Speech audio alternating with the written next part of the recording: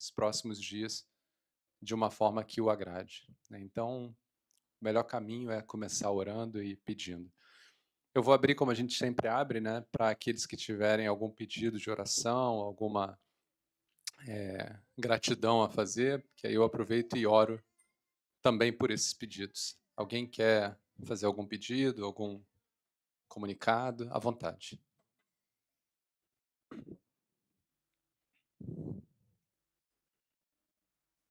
Não?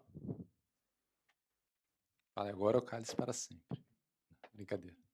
Então vamos orar e depois eu vou chamar o Gabriel aqui para o louvor. Oremos então.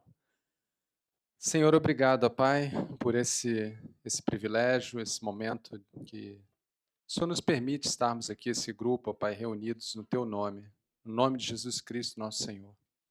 Obrigado pelo ano que passou e obrigado pelo privilégio que temos todos aqui de viver esse próximo ano. Senhor Deus, queremos fazer o bom proveito de cada momento, cada oportunidade que o Senhor nos dá. Então, te pedimos, Pai, ensina-nos, Pai, a viver cada dia. Como a tua palavra diz, Senhor Deus, os nossos dias já estão todos eles, Pai, conhecidos por ti. Ajuda-nos a compreendê-los, ajuda-nos a vivê-los de acordo com a tua vontade. Que a gente possa, Senhor, nesse ano que se inicia, estar mais próximo de ti, buscar mais a tua face, Senhor. Que o Betel seja para ti um instrumento para que Jesus Cristo seja declarado a todo tempo, ó Pai, como Senhor e Salvador das nossas vidas. Usa esse momento de agora e usa todos os outros, todas as oportunidades, ó Pai, para nos lembrar, para nos trazer a Tua presença, para nos moldar, para nos transformar, Senhor. Porque é para isso que estamos aqui, é para isso que o Senhor nos permite viver cada momento. Faça-nos lembrar, Senhor Deus, que esse é o propósito da nossa vida. Que seremos mais felizes, ó Pai, se descobrirmos que se vivemos, se existimos, se nos movemos, tudo isso só é possível pelo sangue do nosso Senhor Jesus Cristo. Pela cruz do nosso Senhor Jesus Cristo, que hoje nos dá a vida, Pai. Ajuda-nos a lembrar disso. Se até aqui, ó Pai, o Senhor tem nos ajudado, mas na nossa infidelidade temos nos esquecido, ó Pai, de tudo aquilo que Tu és e tudo que o Senhor tem feito, ajuda-nos, Pai, a lembrar a partir de agora que se estamos aqui, ó Pai, estamos aqui para Te servir como povo santo, povo escolhido, para proclamar, Senhor Deus, o Evangelho de Cristo Jesus. É nesse espírito, ó Pai, que nós oramos, agradecidos, Pai, por tudo que vivemos até aqui e confiantes e descansados, Pai, sabendo que o Senhor tem o controle de todas as coisas. Guarda cada uma das famílias aqui, guarda aqueles irmãos que não puderam estar aqui hoje, Pai, guarda os irmãos que estão em viagem, que ainda estão voltando, que possamos estar todos reunidos, ó Pai, de acordo com a Tua vontade nos próximos encontros. É em nome de Jesus que nós oramos. Amém. Biel, vem.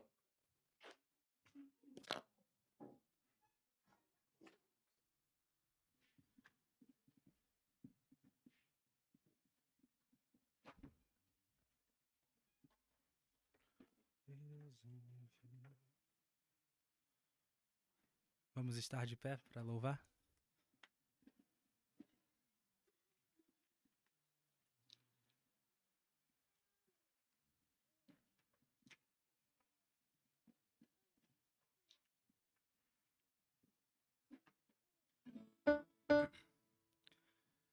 Deus enviou.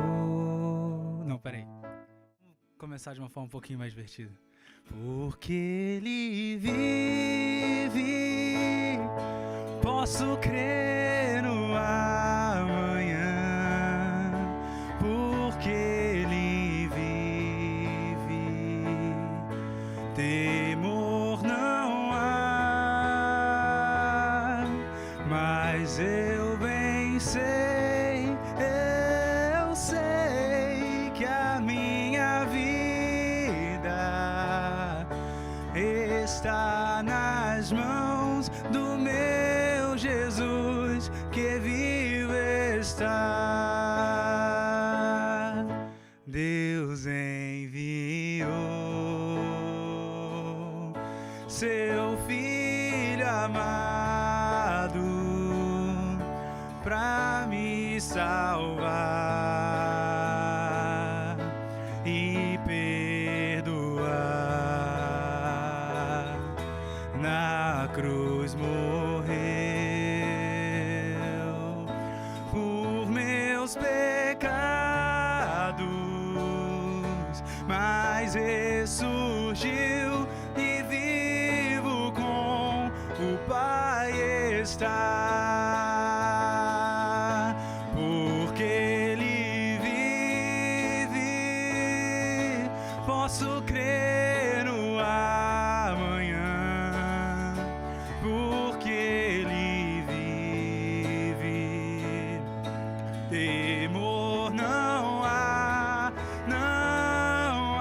mas eu bem sei, eu sei que a minha vida está nas mãos do meu Jesus, que vivo está. E quando enfim chegar a hora em que a morte enfrentarei, sem medo então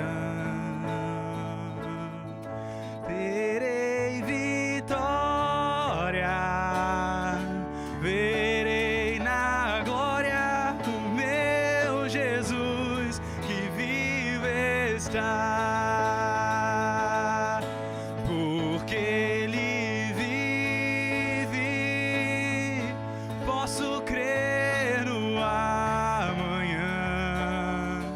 Porque Ele vive, temor não há, mas eu bem sei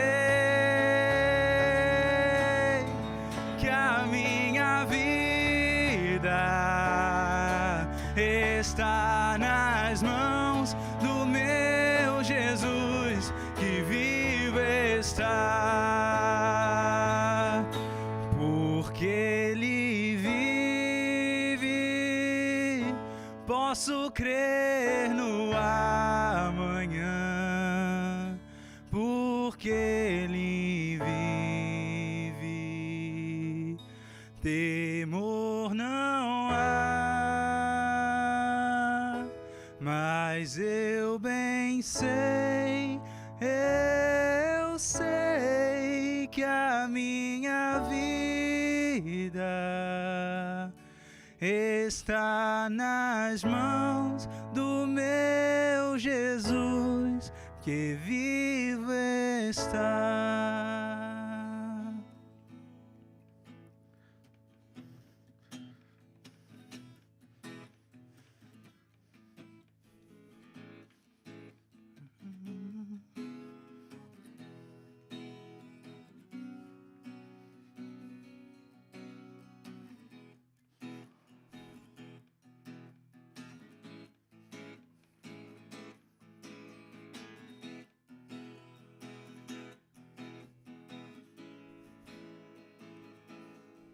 Eu sou grato por tudo que tenho, o tesouro maior desse mundo me foi dado como herança eterna. Maior prova de um amor tão profundo. Tenho vida, alegria em todo tempo. Tenho amigos, família, muitos irmãos. Foi Jesus, meu amigo verdadeiro, que fez tudo ao me dar a salvação. louvarei ao Senhor em todo tempo. Seu louvor estará continuamente em meus lábios e também no coração. Jesus Cristo será sempre minha canção.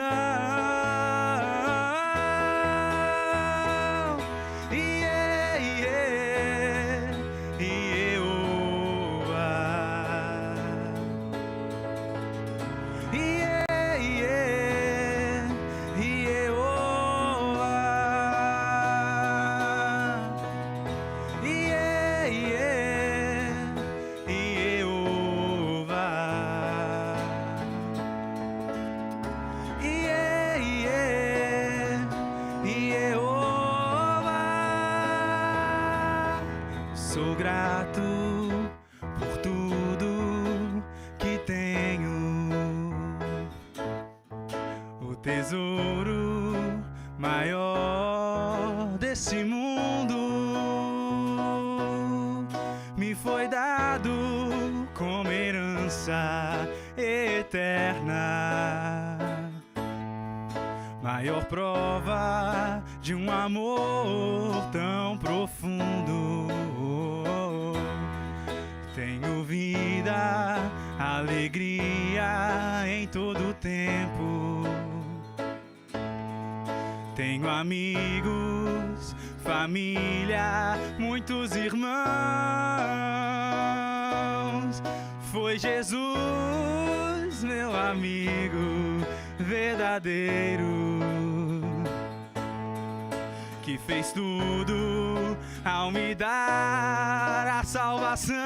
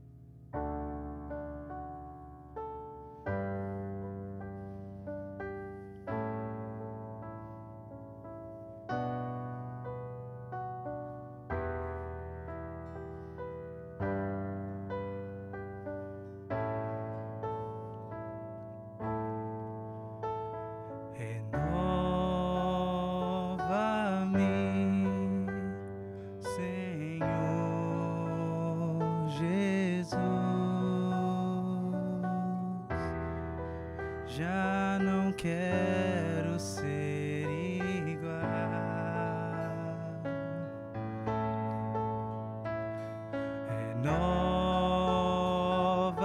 Renova-me, Senhor Jesus. Põe em mim teu coração.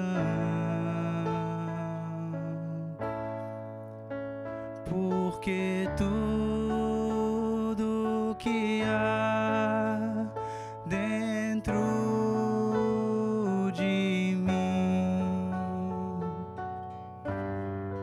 necessita ser mudado, Senhor. Porque tudo que há dentro do meu coração necessita mais de ti.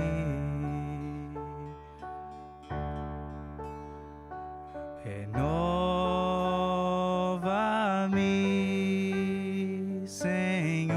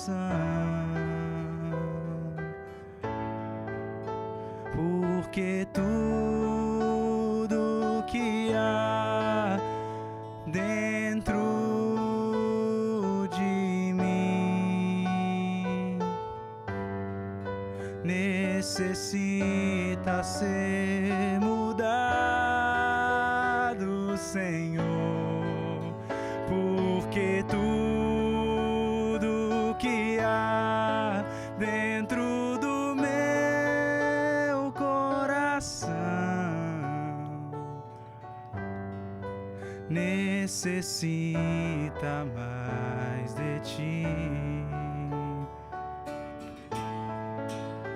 Porque tudo que há dentro de mim necessita ser mudado, Senhor, porque tudo que há dentro do meu coração necessita mais de ti.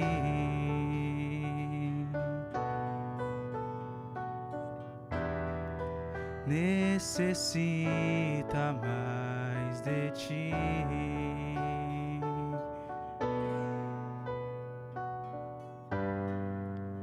Necessita mais de ti.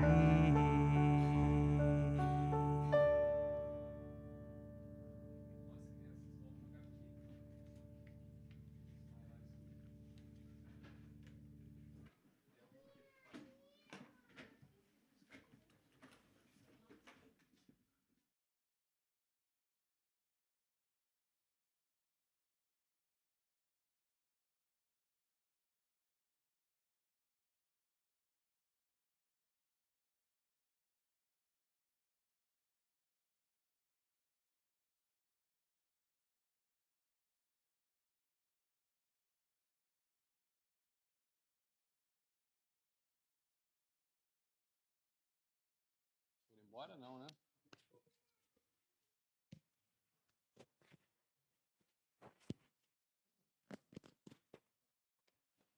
Efésios 5, a partir do verso 21. E esse texto que nós vamos ler hoje fala muito sobre o casamento, né? Fala do homem e da mulher, mas principalmente do marido e da esposa. E a gente vai ler a partir do verso 21, e depois nós vamos ler todo o texto juntos, tá? Então, o verso 21 começa assim: sujeitem-se uns aos outros por temor de Cristo. Espera aí, o Pedrão está abrindo ali. A partir do 21.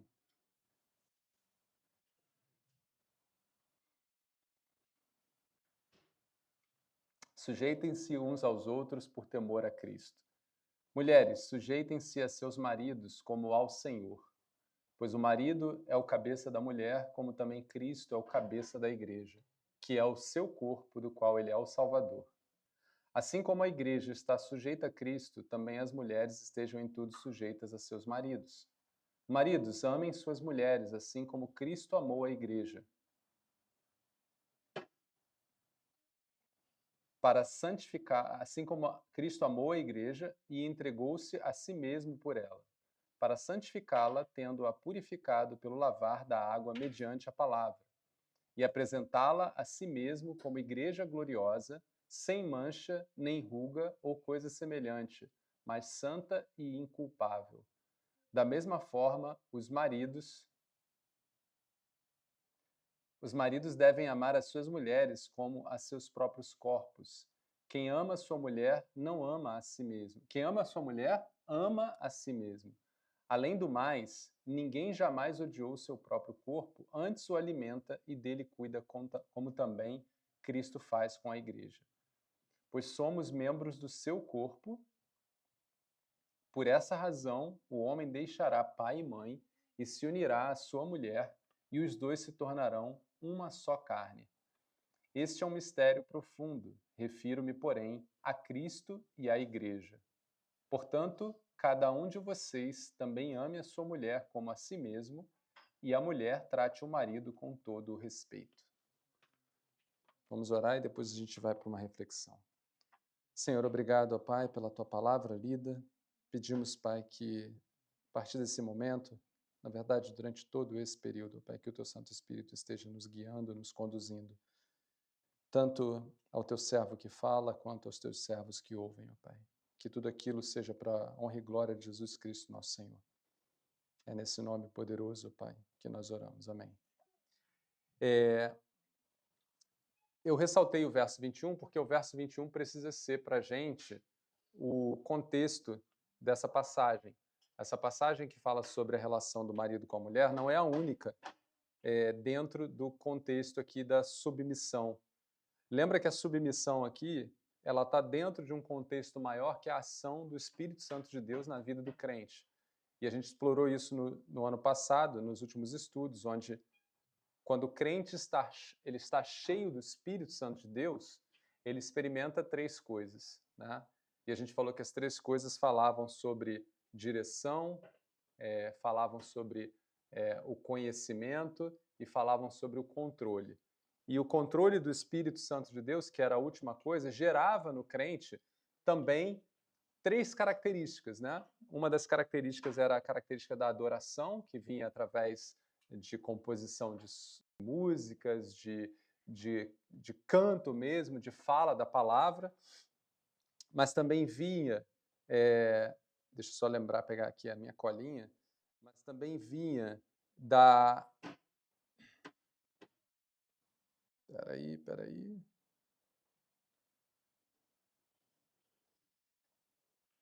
Então a gente falou, né, os 5 verbos, né, que falava do falar, do cantar e do fazer música.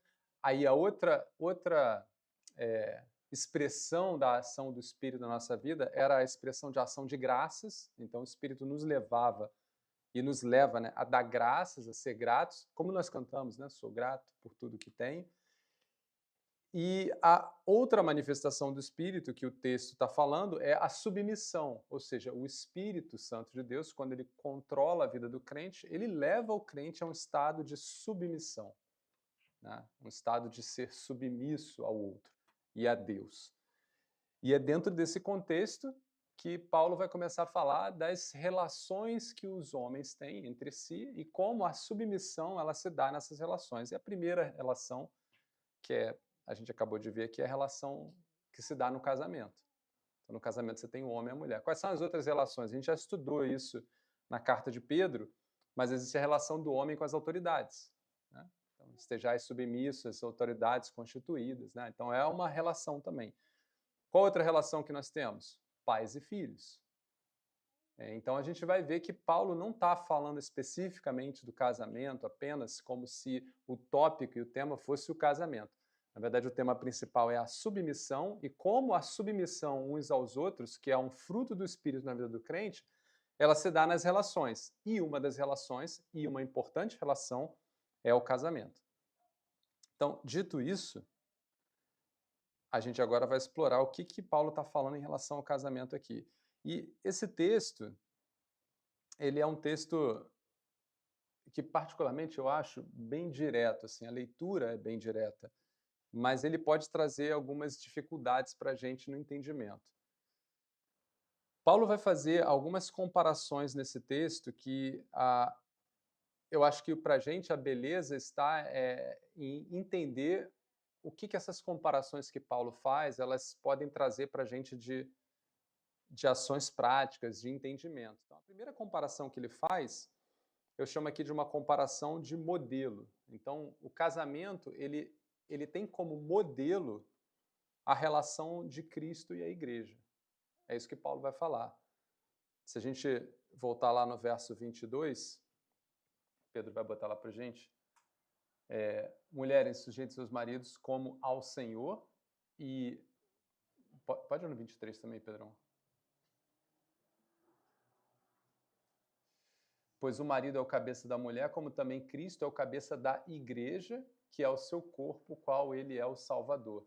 Então, o marido é o cabeça da mulher, como Cristo é o cabeça da igreja, e mais na continuidade do texto, vocês vão ver que Paulo vai continuar com essa ideia de Cristo e igreja, onde ele vai falar que maridos amem suas mulheres como Cristo também amou a igreja e entregou ela. Então, a gente consegue ver que existe um modelo que Paulo está usando como referência que coloca o homem no papel de Cristo, a gente vai explicar isso aqui, dentro do casamento, e a mulher no papel da igreja, também dentro do casamento. E aí, como modelo, o que a gente pode entender por isso, né? É interessante que, se você fizer uma leitura na Bíblia, tanto do Velho Testamento até para o Novo Testamento, você passar por ela, você vai ver que em vários momentos a relação de Deus com o seu povo é traduzida numa relação de um noivo e uma noiva, ou de um marido e uma esposa. Vou ler só alguns textos para vocês aqui. Ó. Isaías 54, do verso 5 ao verso 6, diz assim: Pois o seu Criador é o seu marido, o Senhor dos Exércitos é o seu nome, o Santo de Israel é o seu Redentor, ele será chamado Deus de toda a terra. O Senhor a chamará de volta como se você fosse uma mulher abandonada e aflita de espírito, uma mulher que se casou jovem apenas para ser rejeitada, diz o seu Deus. Você vê que aqui Deus está sendo tratado como um marido que vai atrás de uma mulher que teve um relacionamento e foi rejeitada, mas ele vai ter essa mulher como a sua esposa. Em Oséias, que é um texto... Oséias é um profeta que escreve muito em relação ao casamento, mas como uma imagem da relação de Deus com o seu povo. E Oséias é essa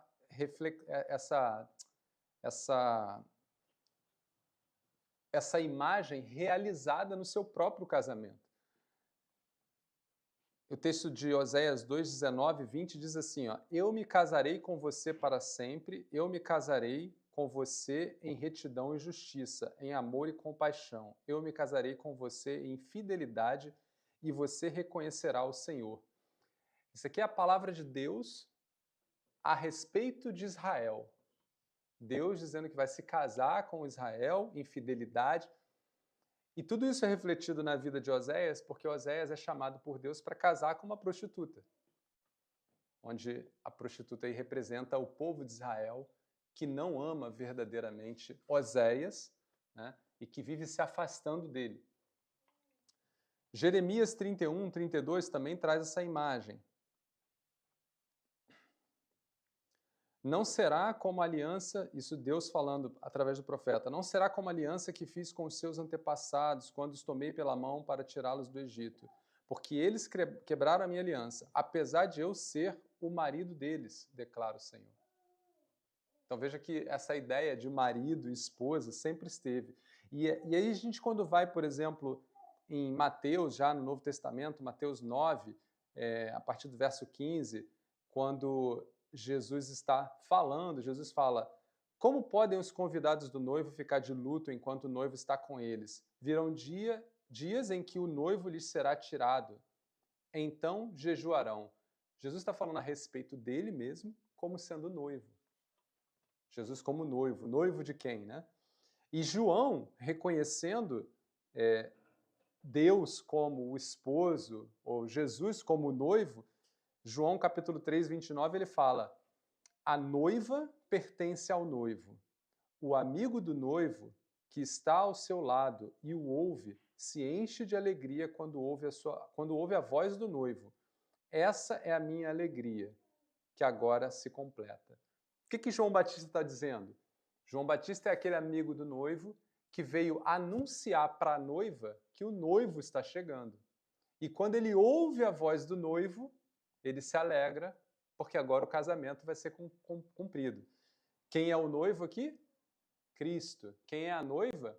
Aqueles a quem João Batista está chamando ao arrependimento, ou seja, a igreja. Então você vê que essa relação de esposo, esposa, ou noivo e noiva, e aqui só um parênteses interessante, né? Ora é esposo, esposa, ora é noivo e noiva, e eu penso que há uma certa diferença entre noivo e esposa, né? Porque o noivo, na verdade, eles estão em preparação para o casamento, já no casamento você já tem o ato consumado, né? Depois a gente vai explorar um pouquinho mais isso, né? Porque Jesus se coloca como a noiva da igreja, né? E a gente vai ver que Apocalipse vai terminar com o casamento, né? As bodas do Cordeiro, ou seja, o noivo encontrando-se com a sua noiva, e ali vai ter a consumação, ou seja, o casamento, mas eu penso que essas imagens, elas são refletidas no casamento também, da relação. Apocalipse, no verso 19, como eu estava falando, diz assim, ó, Apocalipse 19, 7. Regozijemo-nos, vamos alegrar-nos e dar-lhes glória, pois chegou a hora do casamento do Cordeiro e a sua noiva já se aprontou. Aqui de novo falando do fim dos tempos, Jesus e a sua igreja. Então, esse modelo, ele diz para a gente algo. O que ele fala para a gente? Ele fala para a gente que assim como a igreja ela é formada em Cristo, assim como a igreja ela foi dada a Cristo, ela existe para manifestar a plenitude de Cristo, na relação entre homem e mulher num casamento, a mulher ela foi formada no homem, dada para o homem, e ela expressa junto com o homem uma realidade maior do que apenas o casamento.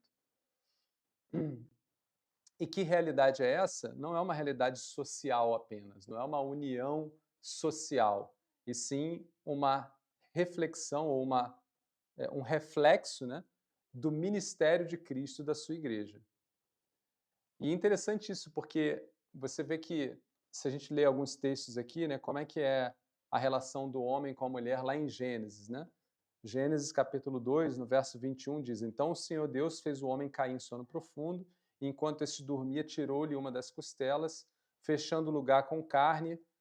Com a costela que havia tirado do homem, o Senhor Deus fez uma mulher e a levou até ele. Disse então o homem: Esta sim é osso dos meus ossos e carne da minha carne.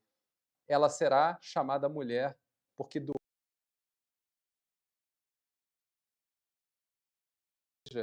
ela só nasce quando Cristo entrega a sua vida, né? A igreja é formada através do sangue do Cordeiro. Do sangue do Cordeiro nasce o que Paulo vai chamar, né, que a gente estudou na carta de Efésios, né, o mistério que havia sido escondido nos tempos passados e agora revelado, que é aquele sangue do Cordeiro derruba a barreira da inimizade e transforma aquele homem que estava separado, aquele homem que estava perdido, num único povo. Esse único povo é a igreja. Então, a igreja de Cristo são todos aqueles que são nascidos de Cristo. Da mesma forma que a mulher aqui no texto de Gênesis, ela é nascida do homem. Outra semelhança é que lá em Gênesis, capítulo 2 ainda, no verso 18, enquanto o homem ainda estava sozinho, o Senhor declarou: Não é bom que o homem esteja só, farei para ele alguém que o auxilie e lhe corresponda. Então você vê aqui também que no propósito de Deus na vida do homem, a mulher ela vem como complemento, ela vem para ser a parte que falta naquele ministério que Deus havia planejado. Tanto é que Deus fala para o homem, né? Não é bom que o homem esteja só. Ainda que o homem pensasse que pudesse ser bom, Deus já está vendo, não, não é bom. E é interessante que a gente vê que em Cristo, ainda que a igreja ela nasça dele, mas é na igreja que Cristo apresenta toda a sua plenitude. Efésios, capítulo 1, verso 22 e 23, diz assim, ó, Deus colocou todas as coisas debaixo de seus pés e o designou cabeça de todas as coisas para a igreja, que é o seu corpo, a plenitude daquele que enche todas as coisas em toda e qualquer circunstância. Então, a igreja, também em Efésios capítulo 3, 10, vai falar sobre essa intenção, fala assim, ó, a intenção dessa graça era que agora, mediante a igreja, a multiforme sabedoria de Deus se tornasse conhecida dos poderes e autoridades nas regiões celestiais. Ou seja, Jesus Cristo, na sua igreja, demonstra todo o seu poder, toda a sua multiforma e toda a sua graça. Da mesma forma que no homem, a gente pode ver, na relação homem e mulher, a gente pode dizer que nessa relação a mulher corresponde ao homem também, dando testemunho do ministério desse homem. A gente vai pegar aqui alguns exemplos, ó, Efésios, 1 Pedro 3, 7.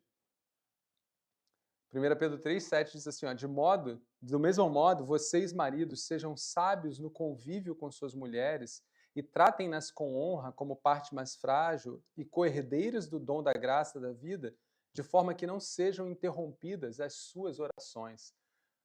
As orações do homem de Deus são respondidas mediante o tratamento que esse homem dá a essa mulher. Ou seja, o testemunho da vida cristã de um homem de Deus, ele é visto na relação com a sua esposa.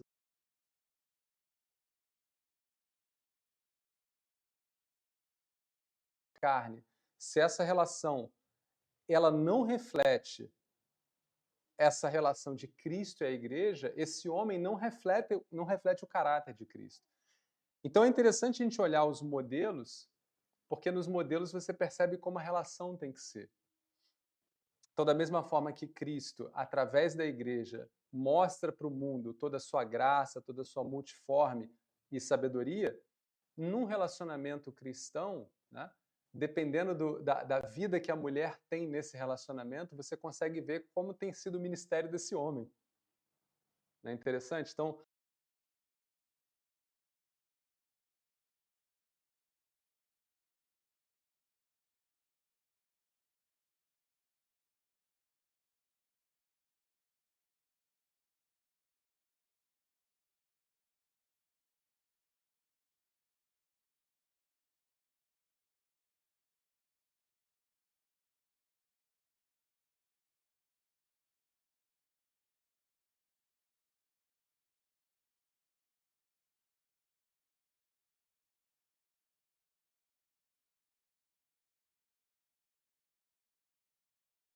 o suporte que elas deveriam dar. Então, a primeira coisa que a gente vê aqui é a questão do modelo. Então, Cristo modela o casamento, e Paulo vai dizer que é um mistério, então tem muito mais coisas ali que a gente pode compreender. A gente podia ficar horas falando sobre a relação de Cristo e a igreja, então a gente podia dizer, por exemplo, da mesma forma que a igreja ela se prepara, ela aguarda, ela espera o Senhor, espera Jesus como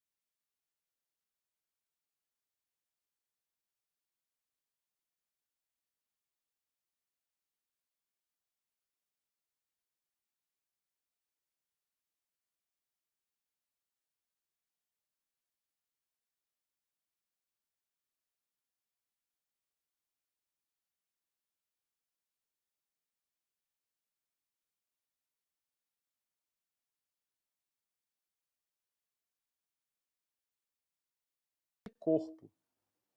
Ele fala logo no início do verso, né, para a mulher ela ser submissa ao seu marido, que é o seu cabeça, né? E depois ele faz uma outra referência, né, que a mulher é o corpo. E o que esse texto quer dizer? E para mim, essas duas partes falam, né, da, das duas relações que se compõem numa coisa só, que é a liderança e o suporte. Eu vou ler alguns textos para vocês, ó. Em Efésios mesmo, no capítulo 5, lá no verso 23, ele vai falar assim, ó, que o marido, né, ele, assim como Cristo, ele tem esse trabalho, esse dever de purificar a sua esposa através da palavra, apresentar ela gloriosa, sem manchas, alimentá-la e cuidá-la dela como seu próprio corpo. Todas essas coisas são funções que a gente vê no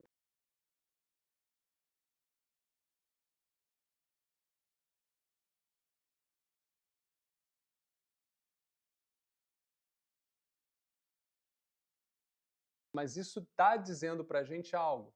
Está falando sobre a responsabilidade do homem cristão de ser o que a gente chama, né, o sacerdote do lar. Aquele que vai ter a responsabilidade de ler a palavra de Deus em casa, aquele que vai ter a responsabilidade de chamar a esposa para orar, aquele que vai ter a responsabilidade de cuidar, como o texto está dizendo, proteger. A gente vê essas funções sendo associadas ao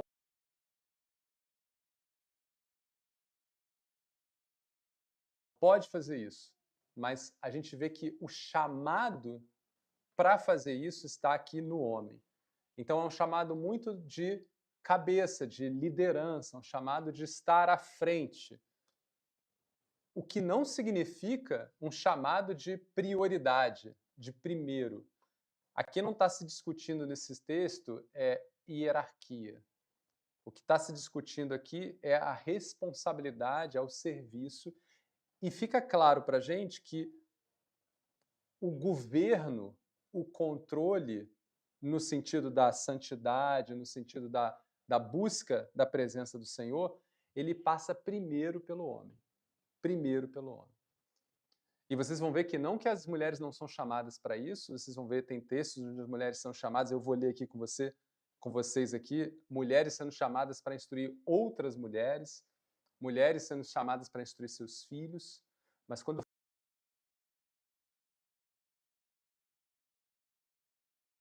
essa responsabilidade ela é prioritariamente do homem.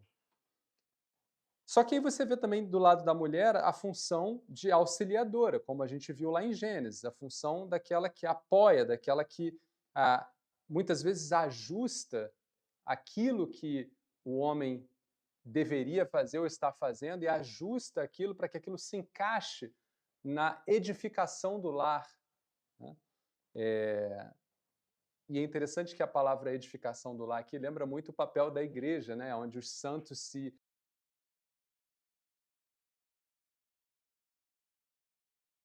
família de costurar todas as pontas. Né? É uma família cristã, onde você tem um sacerdote, você tem os servos ali, os filhos e tal, e tem a própria esposa, mas ela faz esse papel de igreja que é muito de apoiar o todo, para que o todo louve a Deus. E a gente vai ver isso, ó, o texto de Efésios também, no capítulo 5, vai dizer lá a partir do verso 22, mulheres, sujeitos cada uma a seu marido como ao Senhor. Então, olha, essa expressão é interessante, né? Essa sujeição ao marido é uma sujeição ao marido como se ela estivesse sujeitando a Cristo. Tem um outro texto que a gente vai ler daqui a pouco, eu não sei se eu vou passar por ele, mas se eu não passar, eu vou falar agora. Acho que é Coríntios capítulo 6, se não me engano, que fala que Cristo é o cabeça... 1 Coríntios, mas eu acho que eu vou passar por ele aqui. Cristo é o cabeça do homem e o homem é o cabeça da mulher. E é interessante você ver isso, que esse texto aqui fala que a mulher sujeite-se ao marido como ao Senhor, que é para que a mulher tenha o entendimento de que o cabeça do homem é Cristo.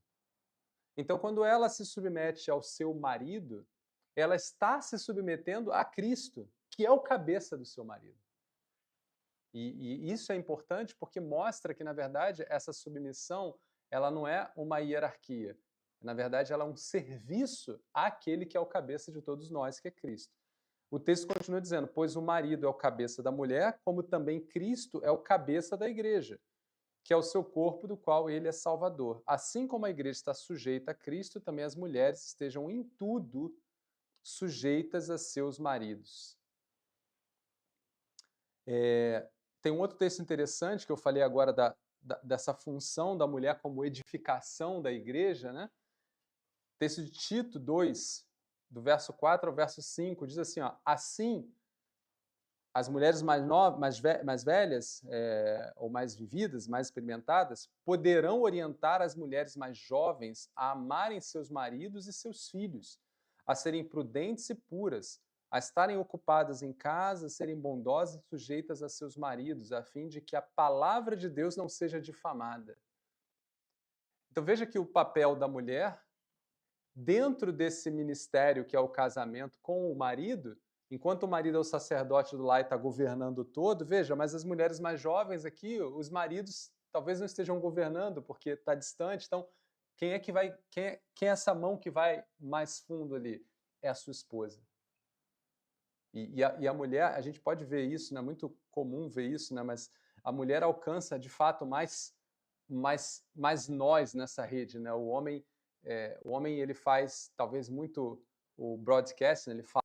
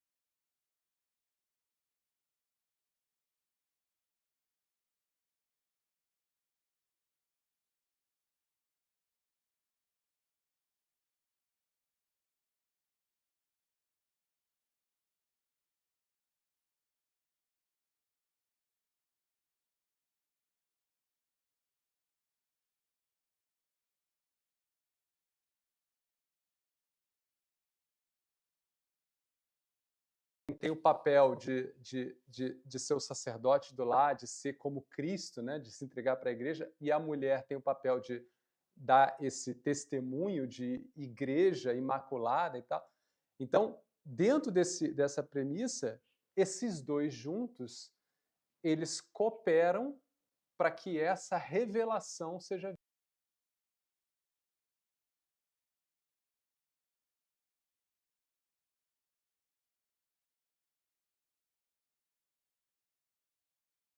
marido entende a sua função e entre eles não há competição, não há quem é maior, quem é melhor, mas ambos entendem o seu chamado, ambos entendem onde cada um foi chamado.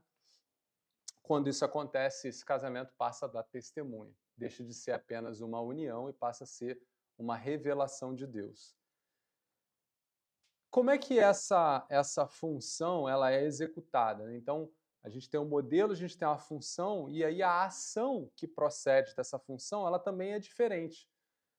A ação que é associada ao homem é a ação de amar. Então, como é que o homem desempenha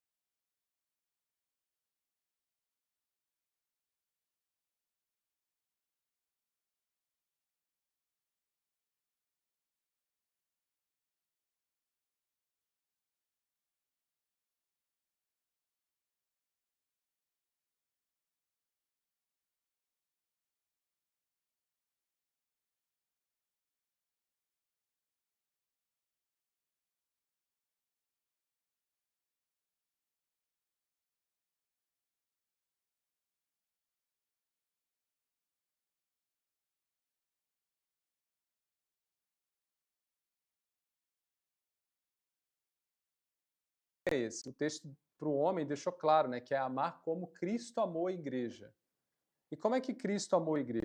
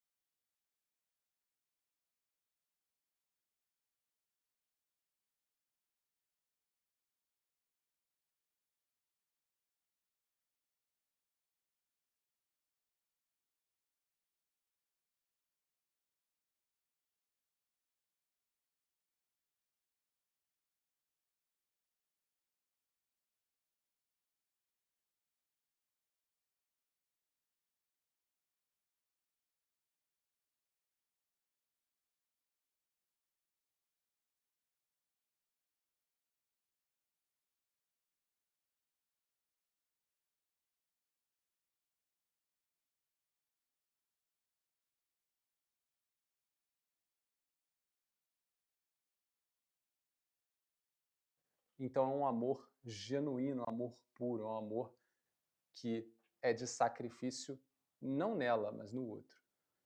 Então esse é o padrão do amor que o homem precisa ter no relacionamento.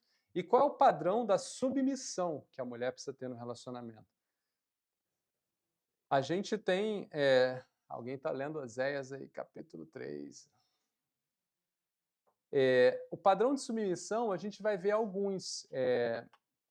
A gente vai ver, eu trouxe aqui algumas mulheres, por exemplo, Zípora, o marido de Zípora era Moisés. E em Êxodo 4, 24 a 26, tem uma história muito interessante. Diz assim: ó, durante a viagem, numa hospedaria, o Senhor foi ao encontro de Moisés e procurou matá-lo. Deus queria matar Moisés. O prepúcio de seu filho e tocou os pés de Moisés com ele. Certamente você é para mim um marido de sangue, disse ela. Então o Senhor o deixou naquela ocasião.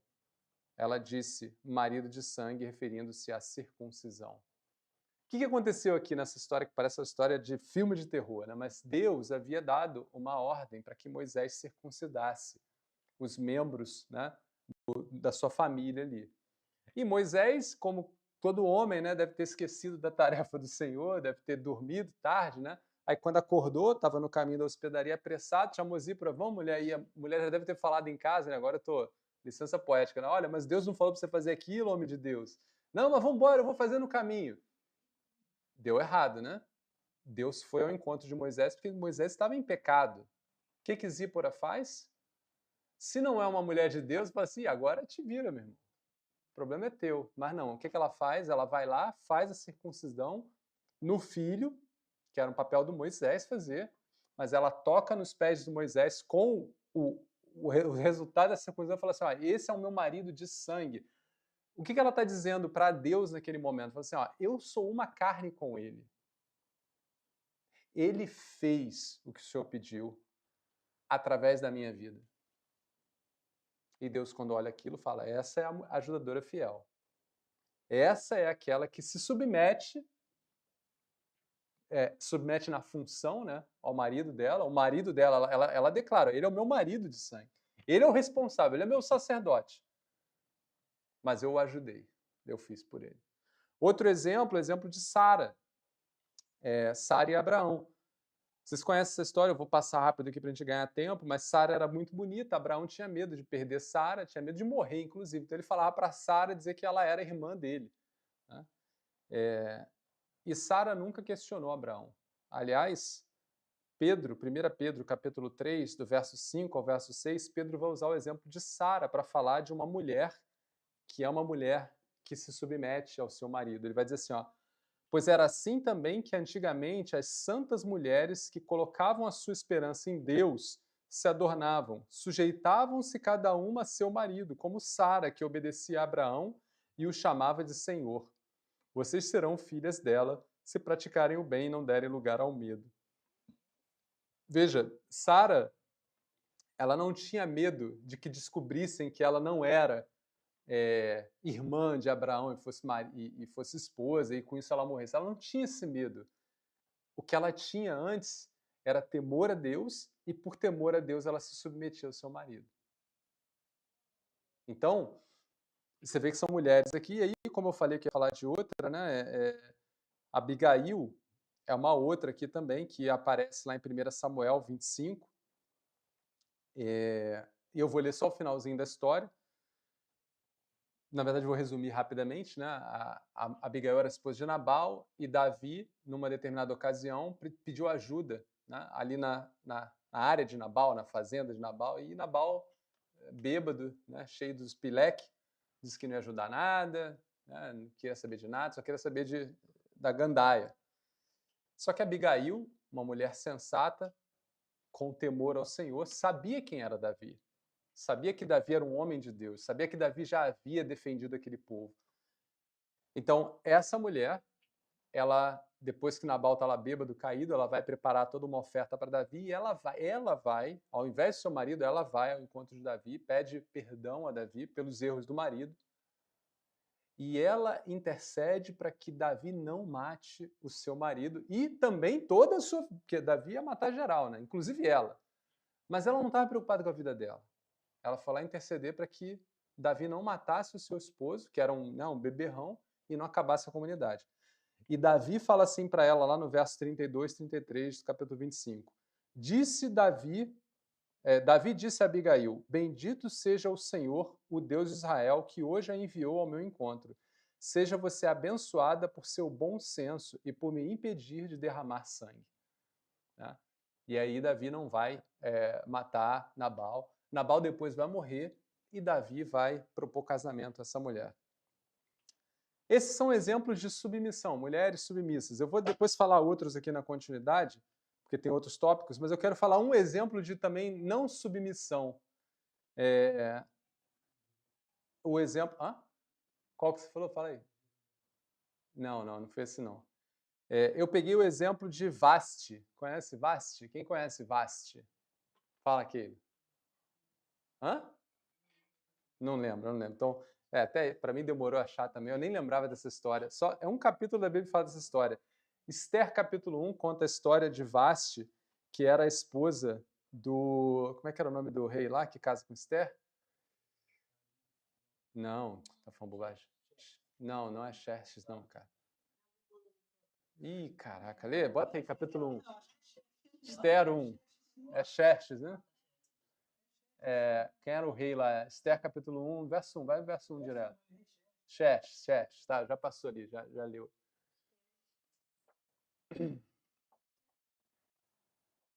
Já passou Xerxes mesmo. A presença da Vasti ou Xerxes. Qual é a história aqui? Xerxes, né, que era o rei ali famoso, ele vai dar uma festa, vários dias de festa e tal. Nesse mesmo tempo que ele está dando uma festa lá, um banquete, a sua esposa Vasti também vai dar um banquete para as mulheres. Então ele está dando um banquete lá para todo o reino, para todos os personagens, figurões lá. Aí a esposa vai dar um banquete também. Penso eu que já começa errado, né? Porque ela deveria estar com o seu esposo, mas ela, né, vai fazer o clube da luzinha do outro lado.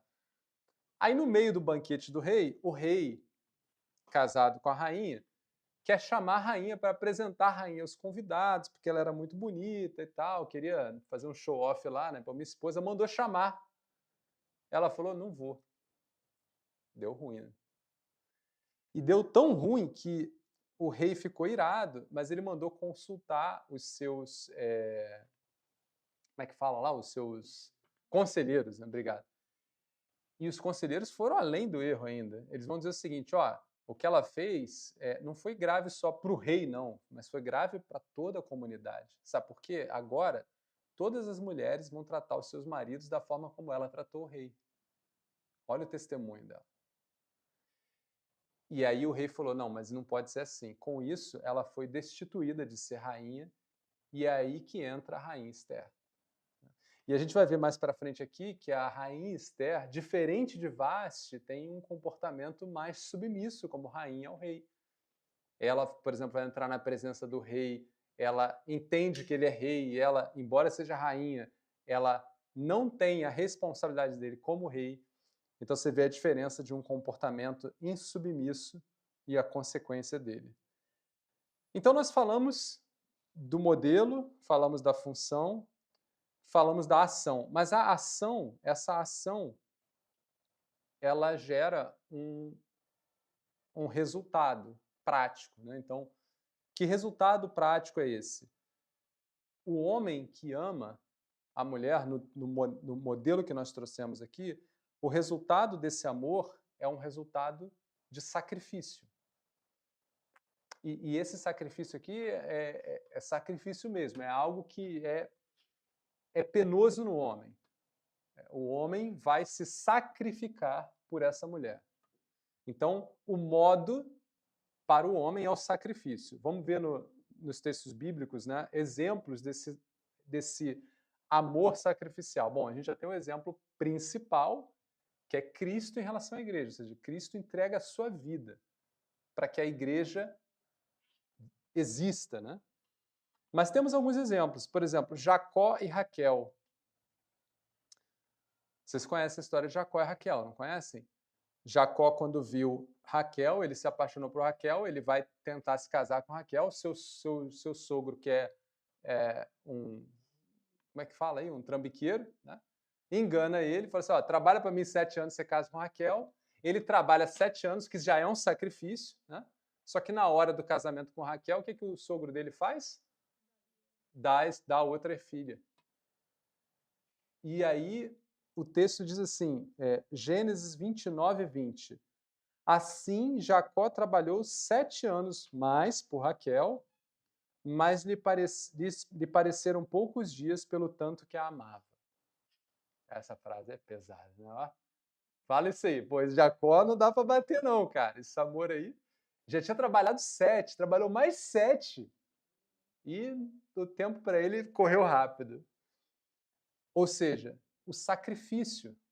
Sacrifício. Onde é que Jacó está cortando aqui? No seu tempo de vida, na sua carne. Outro exemplo interessante é o exemplo de Boaz com Ruth. A história de Boaz com Ruth é interessante porque a Ruth, quando chega e se aproxima para Boaz, e tem um contexto muito interessante ali no Velho Testamento, que é a figura do resgatador, né, dentro de uma família. Não sei se eu vou conseguir explicar isso rápido, mas existiam as leis do povo de Israel na época. Você tinha, se você era membro da família, uma esposa, e você tivesse marido e o seu marido tivesse morrido e tal, você poderia ter alguém que te resgatasse como esposa para você não estar sozinho e tal. E isso passava a família inteira, podia ser larga a família, chegar num primo distante para te resgatar. A Ruth, ela se deita aos pés de Boaz, sugerindo que ele fosse o resgatador dela. Só que Boaz sabe que ele não pode ser esse resgatador, porque havia um parente deles que estava mais próximo dela na hierarquia lá da família, então ele não podia ser. Mas, por conta da atitude dela, Boaz vai se levantar para fazer esse embate público. Ele vai dizer assim, ó, Ruth 3,11, agora minha filha, não tenha medo, farei por você tudo o que pedir, pois toda a cidade sabe que você é mulher virtuosa. Esse homem, por conta da atitude dela, vai chamar esse parente mais próximo, vai pressioná-lo, dizer, ó, você vai cuidar dela ou não vai cuidar dela? Se você não for cuidar dela, eu quero cuidar dela. E aí vai ter aquela história que vocês conhecem, né, de o cara colocar ali, né, a reunião e, ó, dá os meus bens aqui para lá e tal, eu não quero e tal, e ele vai acabar cuidando dela. E com que que ele sacrifica aqui com tudo isso aí? Sacrifica a própria condição dele de resgatar quem ele quisesse, porque a responsabilidade não era dele, ele podia dizer, ó, Ruth, só lamenta, a responsabilidade do cara aí, ó. Dá um jeito para matar ele, aí eu te resgato. Mas não, ele fura a fila, ele se expõe publicamente, né? O texto, depois vocês podem ler o texto lá, capítulo 3, vai dizer que ele reúne toda a comunidade, ou seja, então é um ato de muita coragem, falar, eu quero resgatar essa daqui. Não que Ruth fosse algo maravilhoso, não. A Ruth já tinha sido esposa de alguém, então ela nem era membro da comunidade de Israel. Tem mais duas histórias interessantes aqui, duas muito boas também. Quem lembra dos outros dois, ou quem tem ideia dos outros dois homens aqui que têm atitudes aqui de sacrifício pelas suas esposas? Hã? Em que história de Davi? Davi e Abigail não, vai. Eu já falei, então essa pula. Quem conhece a história de Ana e Eucana? Tem até uma musiquinha, né? Ana, sou melhor que 10 filhos e tal. Não tem uma musiquinha que fala isso? Mas a Ana era a mãe de Samuel. A Ana era, para quem lembra da história, estéril, né? Ela não tinha capacidade de ter filho. E Eucana amava a Ana muito. E o que ele fazia? Ele tinha uma outra esposa.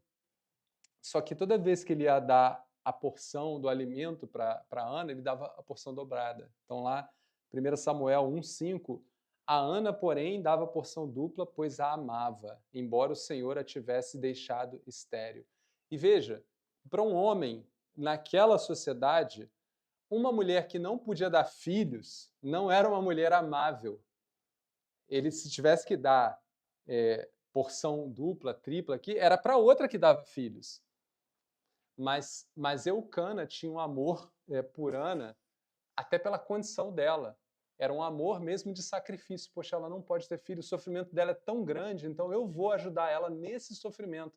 Não era um amor dele, era um amor pela condição dela. E o último exemplo que eu também acho sensacional é o exemplo de José. José e Maria. Qual é a história de José e Maria?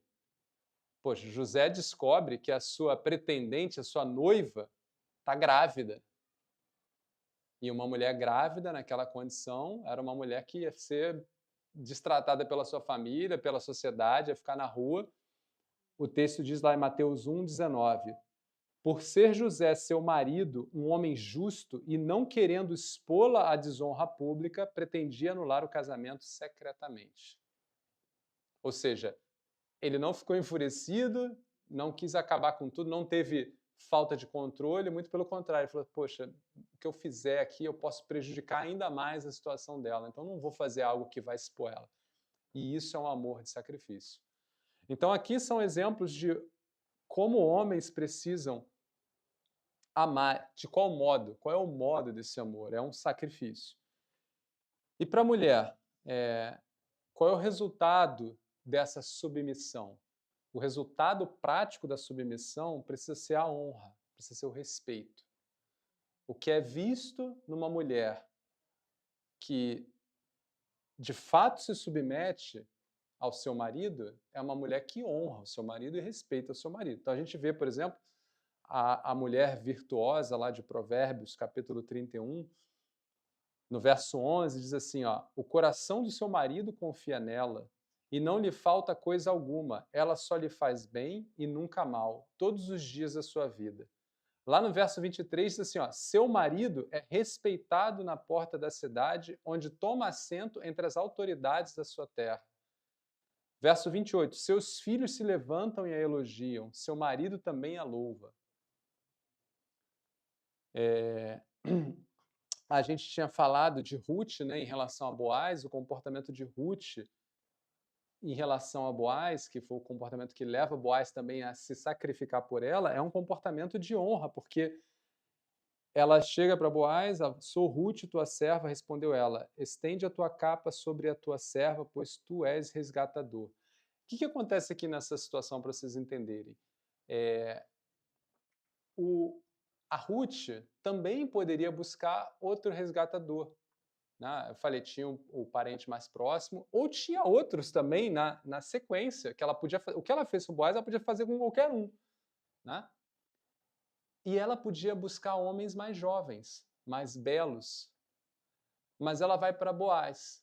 E Boaz vê isso nela, falou assim, poxa, você veio para mim, porque Boaz era um homem não casado, já de idade avançada. Então, quando ela vai para Boaz, é porque nos capítulos anteriores, vocês lembram que Boaz é bom com ela, Boaz permite que ela colete alimentos da fazenda de Boaz. Então ela honra Boaz, dando a ele a permissão, dando a ele o direito de se casar com ela, porque ela poderia ser um bom partido para outros. Então ela faz isso para honrar esse homem.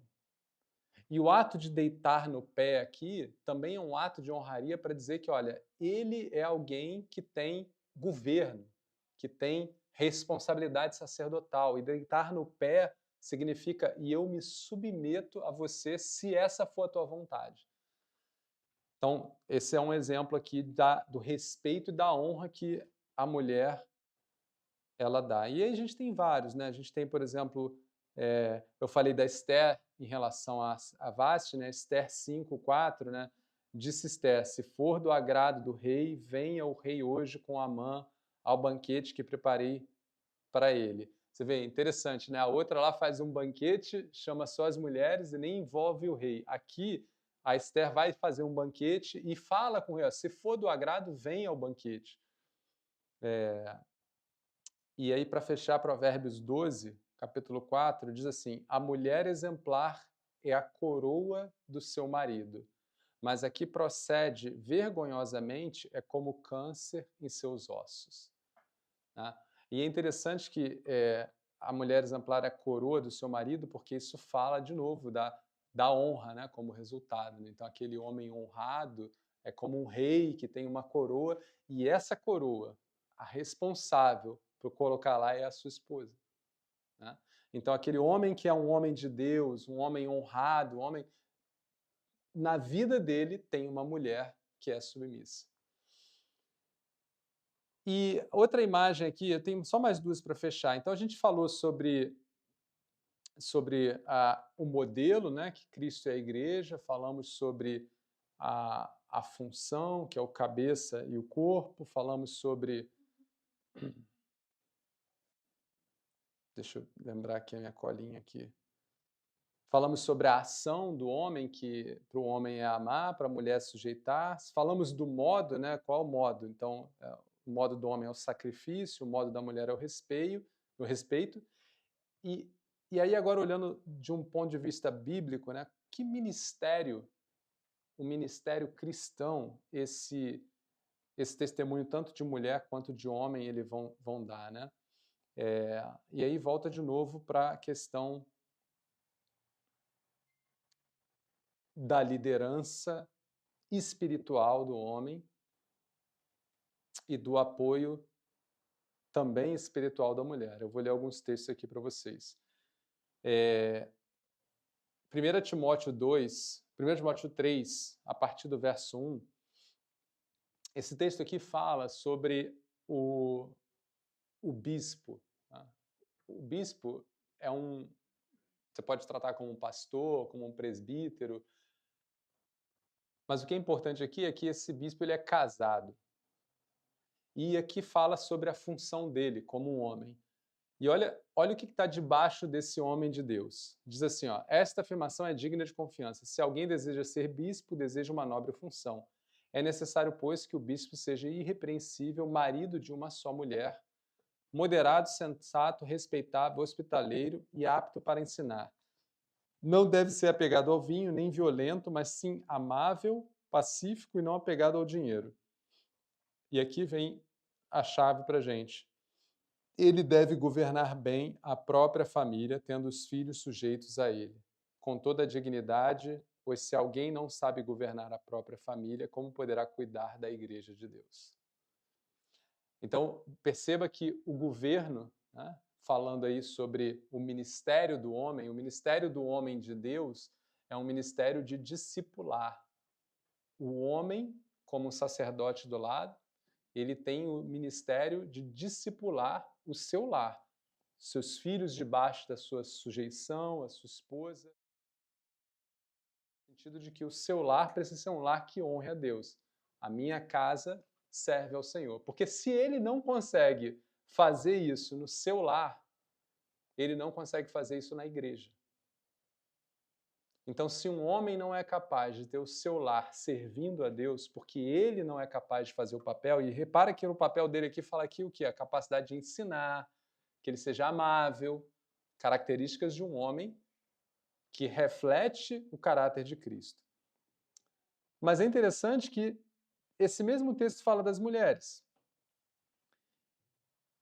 E ao trabalho das mulheres, a gente vê o apoio. Então, 1 Timóteo 2, do verso 9 ao 10, diz assim, ó, da mesma forma, quero que as mulheres se vistam moderadamente, com decência e discrição, não se adornando com tranças e com ouro, nem com pérolas ou com roupas caras, mas com boas obras, como convém a mulheres que professam adorar a Deus.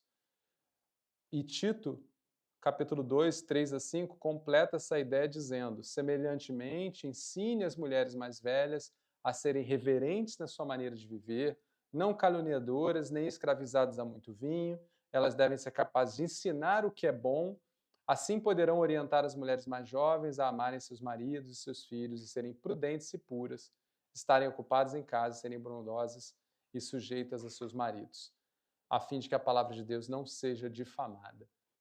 Interessante, porque enquanto o papel do homem, o ministério do homem é o discipulado em casa, nós falamos aqui, né, que o papel da mulher como igreja é edificar toda a casa, mas o resultado disso é o testemunho para fora, é evangelístico, né? Para que a palavra de Deus não seja difamada. Isso é interessante porque lá em 1 Pedro, capítulo 3, abre o texto para a gente, 1 Pedro 3, logo no início. Olha que interessante, que fala, verso 1. Ó, do mesmo modo, mulheres, sujeitem-se a seus maridos, a fim de que, se alguns deles não obedecem à palavra, sejam ganhos sem palavras pelo procedimento da mulher. Olha que interessante. Parece um papel de evangelização, de proclamação do evangelho, através da sua atitude, do seu comportamento. Então, enquanto o homem tem um chamado de discipulado, de sentar junto, de caminhar, o serviço da mulher é um serviço evangelístico, por natureza. Então, um é o ministério de discipular, o outro é o ministério de evangelizar, mas os dois apontam para Cristo. Os dois apontam para o reino de Deus. E era isso que eu tinha para falar hoje nessa relação. Paulo vai terminar dizendo que é um mistério. Só que ele se refere a Cristo e à igreja, ele não fala do casamento do homem e da mulher. Acho que talvez como consideração final, algumas coisas, a gente já falou sobre isso, né? Algumas coisas na Bíblia, a gente quando fala de casamento, por exemplo, o casamento ele é uma norma na Bíblia, né? É mais comum você ver casamentos do que você não ver casamentos. Paulo, quando fala lá no capítulo 7, né, que é bom que o homem esteja só, mas se não pudesse se conter, que tenha uma esposa, uma companheira, ele não está dizendo com isso que o propósito de Deus era que o homem não tivesse uma esposa. Não é isso que ele está dizendo. Porque se assim fosse, ele estaria em contrariedade com o Gênesis, quando Deus cria a mulher, para o homem nós vimos lá. Então, o que Paulo está dizendo ali é que existem dificuldades quando você anda em conjunto, né? Mas se você não consegue andar só, a norma de Deus é que você ande numa caraca, estou esquecendo a palavra. Numa estrutura que é o casamento, que é uma estrutura de cooperação. Você não é capaz de andar só, que você ande numa estrutura, numa união que seja uma união de cooperação. E essa união de cooperação é o casamento. Então, o casamento ele reflete uma cooperação mútua com fins no reino de Deus, não um no outro. Por isso que o casamento, para dar certo, por isso que para a união do homem e mulher dar certo, eles não podem olhar um para o outro. Eles olham para Cristo. E em olhando para Cristo, eles servem um ao outro. Então, quando a gente fala da submissão, que parece pesado para a mulher, mas lembra que eu falei no início? O contexto da submissão ali é mútua. A submissão é para ambos. Tanto o homem se submete à mulher, quanto a mulher se submete ao homem, só que a forma dessa submissão é diferente. Né? Como é que o homem se submete à mulher? Se submete à mulher liderando a mulher. Liderando espiritualmente, liderando na vida. E isso é uma submissão, porque se você parar para refletir, assim, tem muito homem aí que não quer ter essa responsabilidade. Aí fala assim, ó, você vive tua vida, eu vivo a minha, a gente, né, aí divide as contas aí, ó, se está com prejuízo, o problema é teu. Tem muito homem aí que deixa a responsabilidade da condução nas costas da mulher. E isso não é se submeter. Muito pelo contrário, isso aí é você olhar para você primeiro, não olhar para o outro. Então, a característica da submissão ali, na vida do homem, ela é refletida com a liderança, é refletida com o proteger, o se doar, ela é refletida com o cuidado. E na vida da mulher? É com a honra, é com o respeito, é com entender o papel do marido e entender aonde ela pode completar aquilo que falta, porque falta, então ela vai ter que completar, mas, mas ela não pode, assim como o homem também não pode, né? A gente vê avisos, né, e recomendações dos dois lados, né? Homens, não tratem suas mulheres com amargura, para que as suas orações não sejam interrompidas. Homens, tratem as mulheres como o lado mais frágil. Né? Quando fala do lado mais frágil ali, está falando exatamente do ministério, do discipulado, ou seja, discipulem as suas esposas. Né? E aí você, como mulher, vai entender o lado mais frágil quando a gente fala. Em que sentido? No sentido da proteção, no sentido da firmeza de algumas coisas, então os homens vão chegar ali. E as mulheres a mesma coisa. Mulheres, entendam a responsabilidade que Deus coloca sobre a vida dos seus maridos e não tentem usurpar essa responsabilidade, porque vai dar ruim. Vai dar ruim. Toda mulher que tenta usurpar do seu marido, e quando eu falo de usurpar, ela tira mesmo. Não, deixa que eu faço, você não faz. Ela deixa de ganhar um servo, alguém que vai cuidar dela, proteger ela, e ela fica com o ônus dessa responsabilidade, do qual não foi chamada para fazer. Então ela não consegue apoiar, porque do outro lado não tem ninguém que precisa de apoio, na verdade tem alguém que está sendo cuidado, e ela não vai conseguir conduzir. Né? Aí a gente, quando volta lá no Gênesis, a gente vê que Deus, quando cria, né, o homem para a mulher para o homem, ele estabelece essas relações. E quando o homem cai, ele estabelece as dificuldades. Né? Então ele fala assim para o homem: agora você tinha tudo aqui com facilidade, mas agora você vai ter que se sacrificar mais ainda para manter a sua casa, para manter a sua mulher e seus filhos. Vai ser com dor, vai ser com espinho que você vai coletar o teu sustento. E é muitas vezes assim que os homens precisam encarar a vida, encarar o relacionamento, é com dor, é com dificuldade.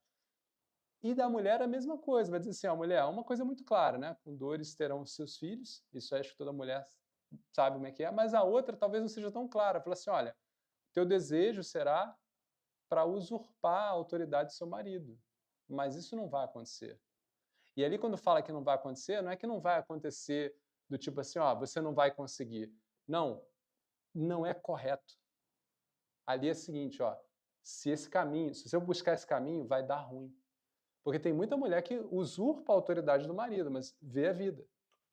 Vai dar ruim. Então, na verdade, o que Deus está dizendo é você vai querer fazer isso. Cuidado, porque isso é o resultado da queda. Por que isso acontece? Por quê? Porque lá no Éden, a mulher que era para ser ajudadora não foi ajudadora. E o homem que era para fazer o papel do discipulador da sua mulher e repreender ali e cuidar dela, ali no Éden mesmo você já viu o caráter daquele homem que se coloca numa posição de ser conduzido. A mulher chegou, trouxe para ele e falou, vou comer. Se ela comeu não deu nada, então né, ele deveria ter protegido ela.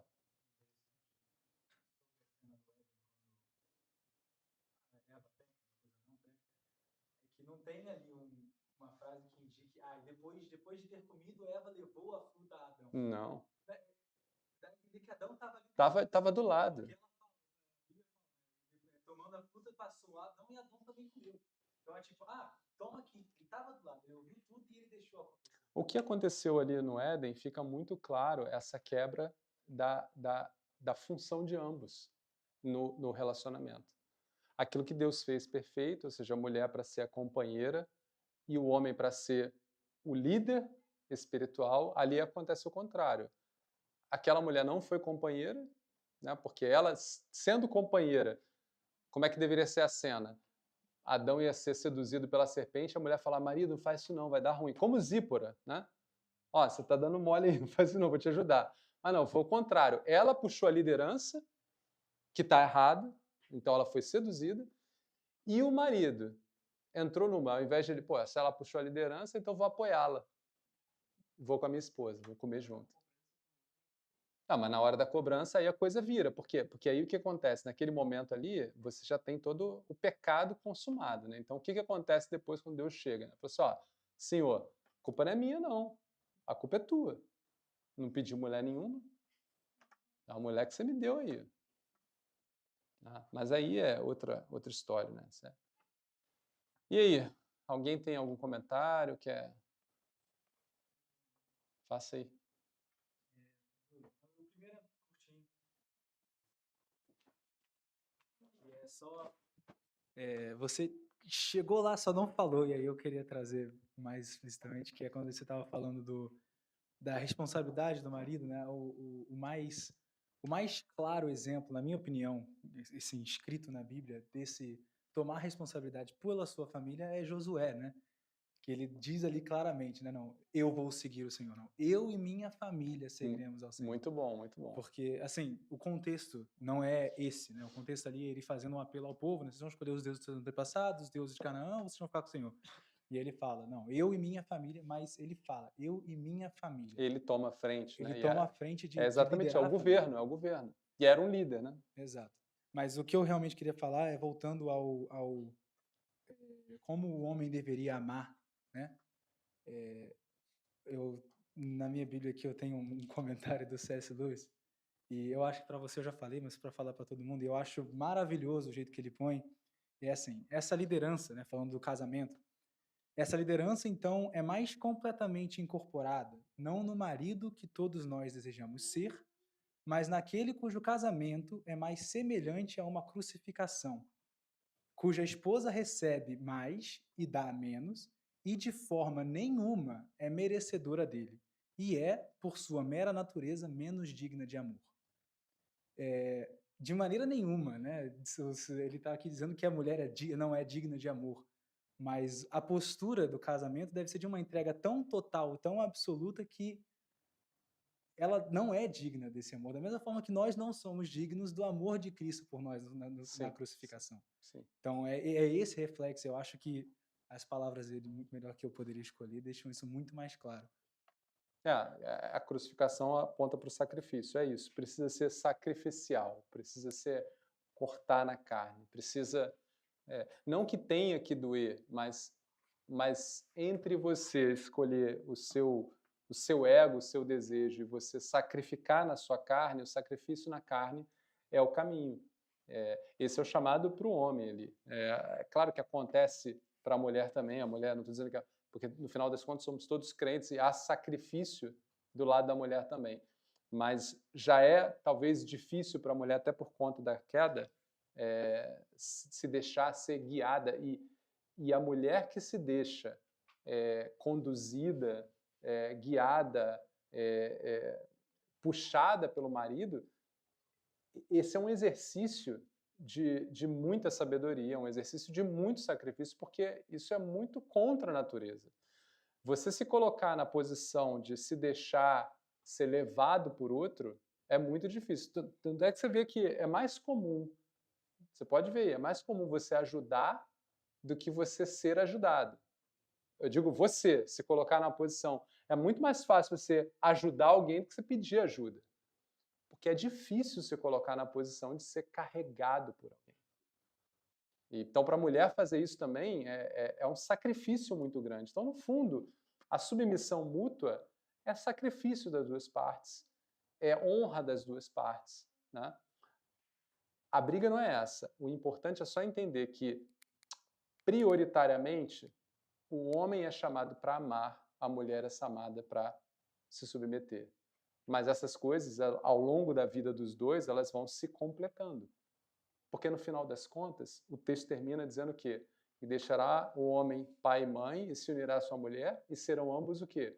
Uma só carne. Então, no final das contas, essa relação é a relação de um só, não é uma relação de dois. É uma relação de um. Então, o que acontece no outro, o texto também diz isso, né? Por que o homem não cuida, ninguém não deixa de cuidar do seu corpo? É o corpo. Ele fala assim, o corpo da mulher é seu corpo. O corpo do homem é o corpo da mulher, ou seja, tudo que acontece comigo acontece com a minha esposa, o que acontece com a minha esposa acontece comigo. Então, no final das contas, se eu estou liderando, ela está liderando comigo, e se ela está servindo, eu estou servindo com ela. Porque no final das contas somos um, não somos dois. Fala, Andy. Então,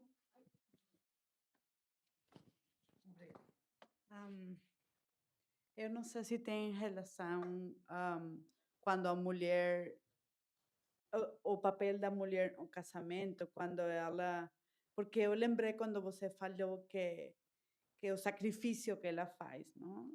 E lembrei quando o Senhor fala para nós, negue-se a si mesmo, pegue sua cruz e me siga. Isso, also, a mulher faz isso quando, o sea, a mulher que se submete a seu marido está negando-se a si mesma e Sim, seguindo claro, Jesus. claro, Tem claro, relação? claro que tem, claro Tá. que tem. Aliás, tudo nessa relação aponta para esse modelo que é Cristo e a igreja. Então, a gente está aprendendo ali o que é ser igreja e o que é o amor de Cristo na nossa vida. Então, se a mulher fica em rebeldia e ela não se submete a seu marido, ela está negando Claro, a Jesus, a claro, cruz dele, claro, certo? claro. Tem sentido. E isso, o que a gente leu é a palavra de quem? De Cristo. Dele. De Cristo. Quando isso acontece, e veja, a gente está dizendo aqui que isso aqui é algo que é produzido em nós, é fruto do Espírito. Essa submissão é um produto da ação do Espírito Santo na vida do crente. Então, quando isso não acontece, o que a gente está fazendo, na verdade, a gente está reprimindo a ação do Espírito. E se você reprime a ação do Espírito, você está entristecendo o Espírito de Cristo. A ponto de você questionar, em algum momento, se de fato o Espírito de Cristo habita em você. Porque se o Espírito de Cristo habita em você, o que ele vai produzir na vida do crente é esse desejo de servir o reino de Deus através, se você é uma mulher, ser submissa ao seu marido, se você é um marido, se você entregar e se sacrificar pela sua mulher. O ato prático é isso. E se isso não acontece, tem algo fora do propósito, né? Uhum.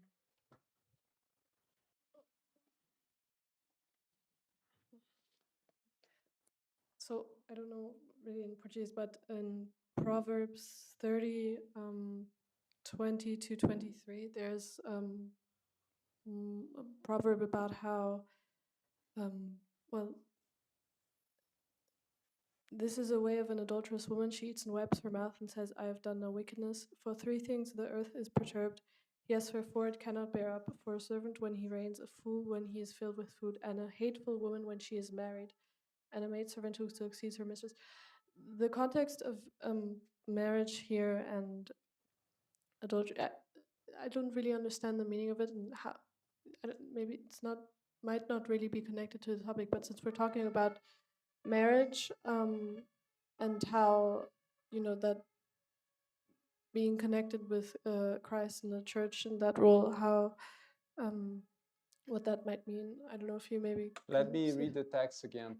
Bota lá no 20 pra gente. Este é o caminho da adúltera. Ela come, limpa a boca e diz, não fiz nada de errado. 3 coisas fazem tremer a terra, e 4 ela não pode suportar. Acabou aí, né? O escravo se torna o rei, o insensato farto de comida, a mulher desprezada que por fim se casa e a escrava que toma o lugar de sua senhora. 4 seres da terra são... Só até o 23. I have to confess I need to read this text to understand the whole context. I don't think, oh, well, it might be connected somehow, but because the thing is, Proverbs, sometimes you don't have a chunk connected. You have just, Proverbs apart. So I need to see if all these Proverbs are talking about the same thing. But bota no 20 de novo, só para eu ler, porque o 20 falou um negócio interessante. Este é o caminho da adúltera. Ela come e limpa a boca e diz, não fiz nada de errado. I think this speaks of like how, an adulterous behavior works, right? So it's about denying the truth. And it does not connect with the 21.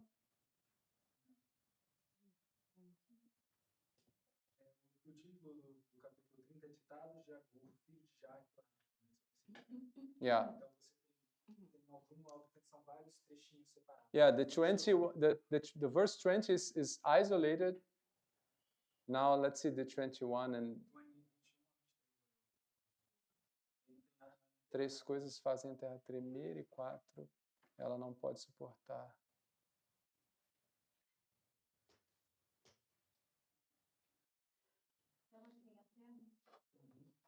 I need more time for this one, but I think it's not connected to the text today. The 23 talks about being married and a mulher desprezada. Desce um pouquinho, Pedro. A mulher desprezada que por fim se casa e a escrava que toma o lugar da sua senhora. A mulher desprezada é essa? I don't think so. Não, aquela é a mulher adúltera, é diferente, é a mentirosa. Mas a desprezada...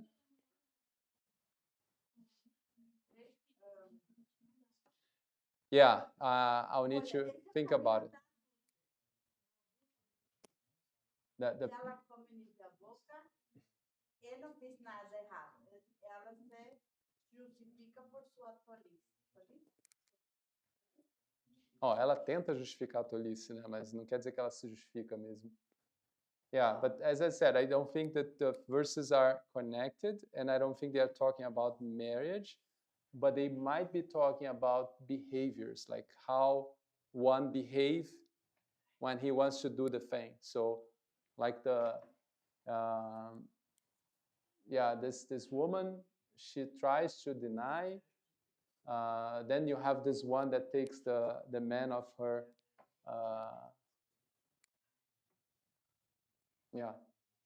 So I'll promise you I'll read this and I'll try to find some meaning for that, but nothing related. E aí, fechou? Tem música? Biel quer cantar mais uma canção pra gente aí e a gente termina. Bora.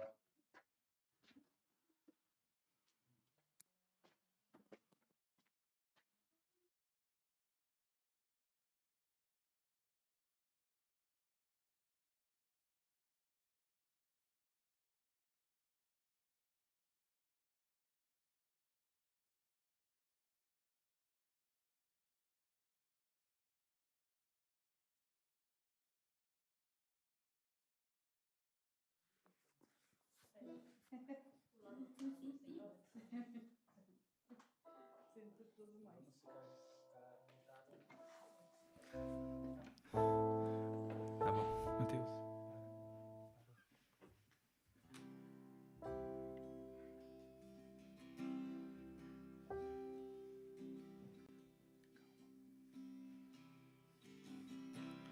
Toma-me, rendido estou aos pés da cruz, me encontrei, o que tenho te entrego, ó Deus.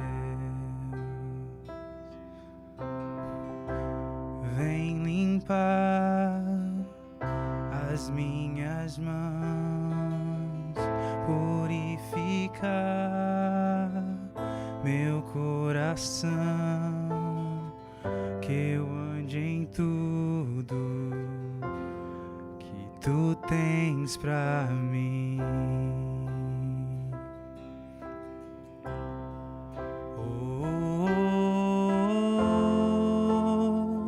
Eis-me aqui, rendido estou.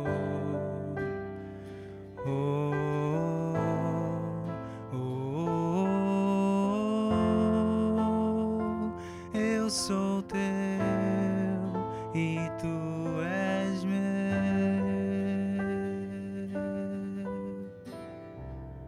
Jesus, meus momentos e os dias meus, meu respirar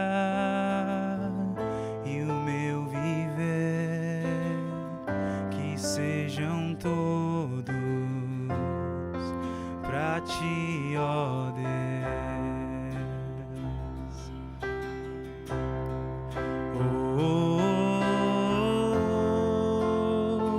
Eis-me aqui, rendido estou.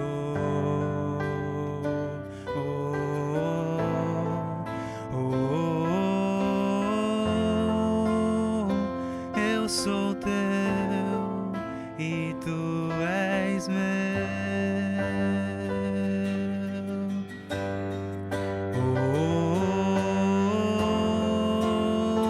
Eis-me aqui, rendido estou.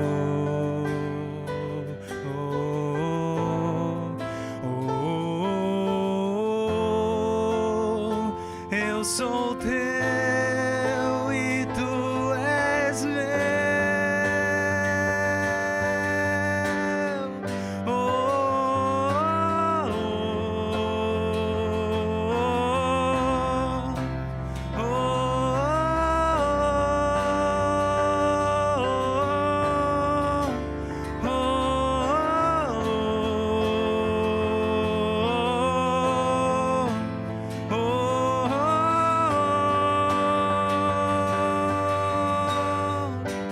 Minha vida dou a ti, Senhor, rendido a ti estou, e pra sempre eu cantarei. Faz em mim o teu querer. Minha vida dou a ti, Senhor, rendido a ti estou, e pra sempre eu cantarei. Faz em mim o teu querer.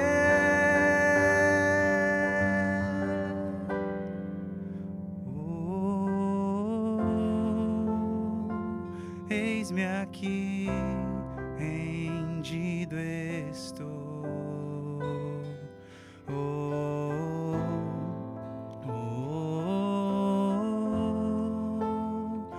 Eu sou teu e tu és meu.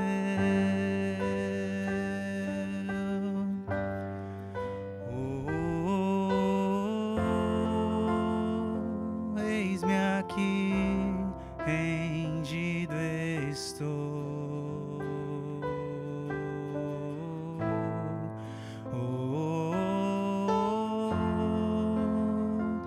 Eu sou teu e tu és meu.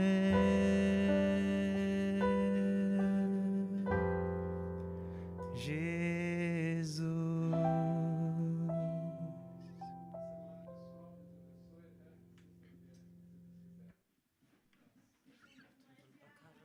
Quê?